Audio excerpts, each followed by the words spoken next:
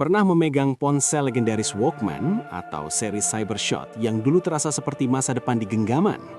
Sekarang, merek itu hilang di telan bumi. Kita tidak sedang bicara soal nasib buruk, tapi tentang keangkuhan raksasa yang lupa caranya berlari. Mari bedah bagaimana satu keputusan keliru bisa menghancurkan imperium teknologi.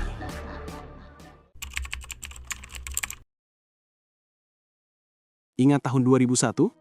Saat itu, Sony yang jagoan elektronik Jepang bersatu dengan Ericsson, pakar infrastruktur dari Swedia. Ini seperti melihat dua pahlawan super bergabung dalam satu tim. Ambisinya sederhana tapi ngeri, menggulingkan dominasi Nokia yang saat itu rasanya mustahil dikalahkan oleh siapapun di planet ini. Awalnya kerjasama ini terasa sangat manis dan menjanjikan. Sony membawa gaya serta hiburan, sementara Ericsson memberikan fondasi teknologi komunikasi yang sangat kokoh. Mereka bukan sekedar membuat alat komunikasi, tapi menciptakan perangkat gaya hidup yang membuat semua orang ingin memamerkannya di atas meja kafe. Lucunya, penggabungan dua budaya perusahaan yang berbeda ini sebenarnya sudah menyimpan benih kerumitan sejak hari pertama. Mengatur ego insinyur Jepang dan visi efisiensi Eropa ternyata tidak semudah membalikan telapak tangan. Namun, demi ambisi menguasai pasar global, mereka tetap melaju dengan penuh percaya diri yang sangat tinggi.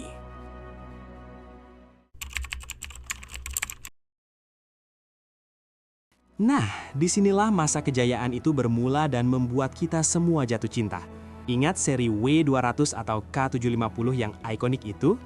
Sony Ericsson sangat cerdas memindahkan kesuksesan merek Walkman ke dalam ponsel.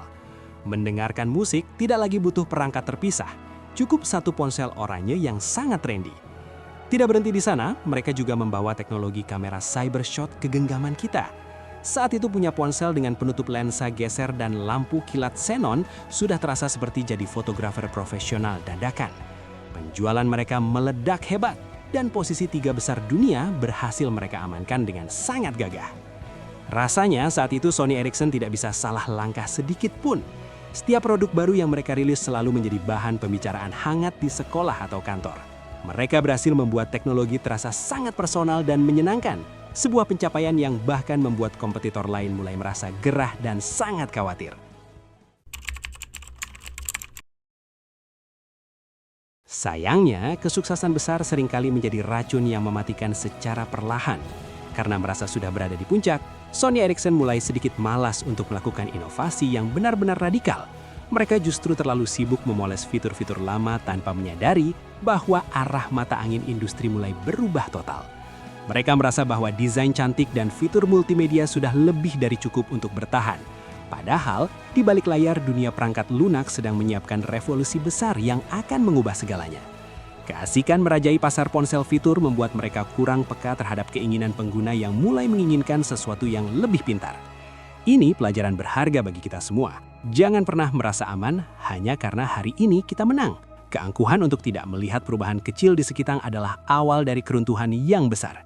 Sony Ericsson mulai terjebak dalam rutinitas merilis produk yang hanya sekedar ganti casing tanpa ada pembaharuan jiwa.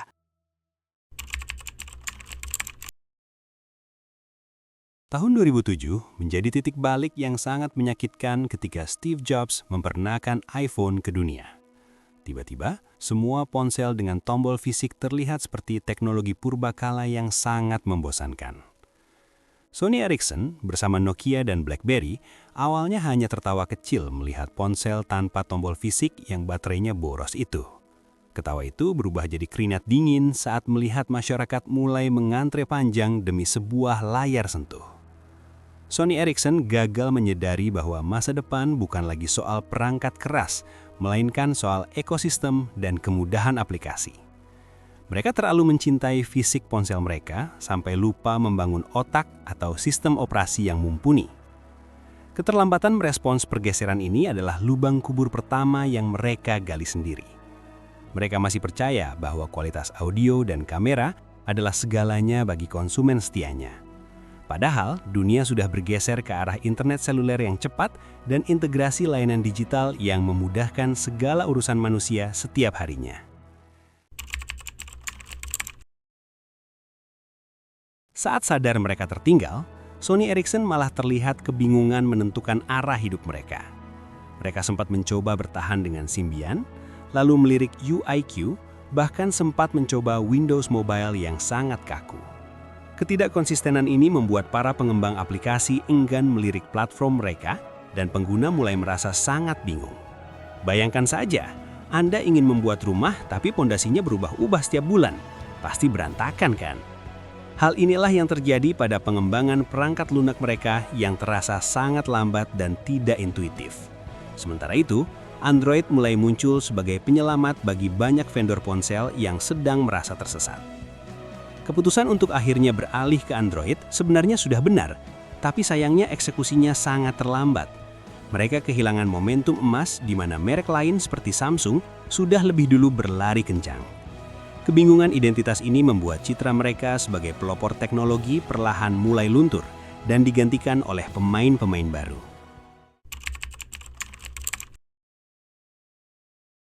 Masalah ternyata tidak hanya soal perangkat lunak, tapi juga merembet ke urusan dapur produksi mereka. Seringkali Sony Ericsson mengulumkan ponsel yang luar biasa canggih, tapi barangnya baru sampai di toko berbulan-bulan kemudian. Penonton yang sudah antusias akhirnya merasa kecewa dan memilih membeli merek lain yang sudah tersedia. Masalah logistik dan manajemen rantai pasok ini menjadi duri dalam daging bagi kesehatan perusahaan mereka. Ditambah lagi, biaya produksi mereka yang cukup tinggi membuat harga jual produk seringkali tidak kompetitif.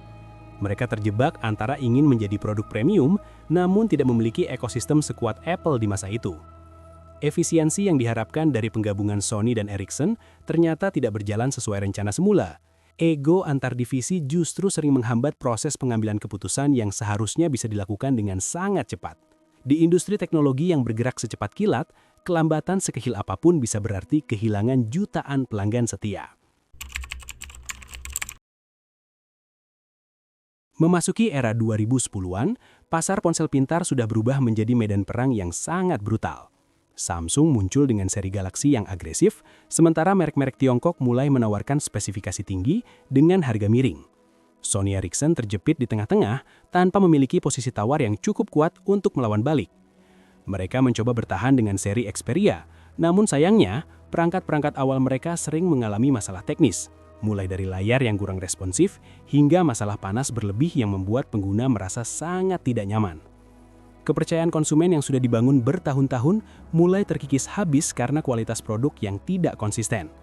Setiap kali mereka mencoba bangkit, kompetitor selalu selangkah lebih maju dengan inovasi yang lebih segar. Sony Ericsson seolah-olah sedang mengejar kereta cepat sambil berjalan kaki, sebuah usaha yang sangat melelahkan. Identitas Walkman dan Cybershot yang dulu sakti, kini sudah tidak lagi cukup sakti untuk menyelamatkan kapal yang bocor.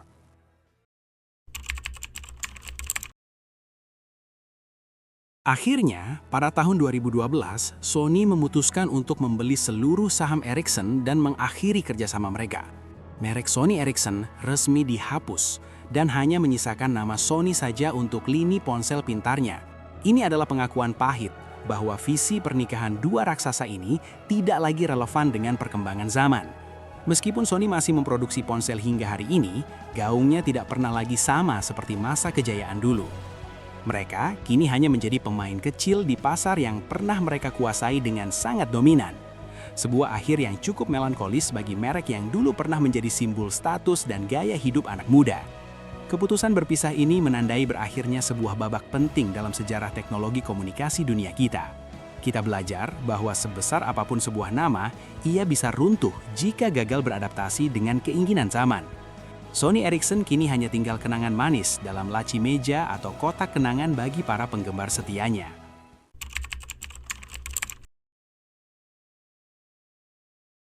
Kisah Sony Ericsson ini memberi kita pelajaran mahal bahwa inovasi bukan soal seberapa canggih fitur yang kita miliki, tapi seberapa relevan kita bagi pengguna. Jangan pernah jatuh cinta pada kesuksesan masa lalu sampai menutup mata terhadap perubahan di masa depan. Adaptasi bukan lagi pilihan, melainkan syarat mutlak untuk tetap bernafas di tengah persaingan yang tidak pernah tidur. Jika Anda punya kenangan manis atau ponsel favorit dari merek legendaris ini, coba tuliskan di kolom komentar. Mari kita bernostalgia bersama. Terima kasih sudah menonton analisis santai ini sampai selesai. Semoga memberikan perspektif baru untuk kita semua. Nah, jika Anda merasa pembahasan kali ini bermanfaat, jangan lupa klik tombol like, share ke teman-teman Anda, dan pastinya subscribe agar tidak ketinggalan cerita menarik lainnya dari dunia teknologi. Kehadiran Anda di kanal ini sangat berarti bagi kami untuk terus menyajikan konten yang mendalam namun tetap seru untuk diikuti. Sampai jumpa di video berikutnya, tetaplah penasaran dan teruslah belajar dari kesalahan masa lalu. Salam sukses untuk Anda semua.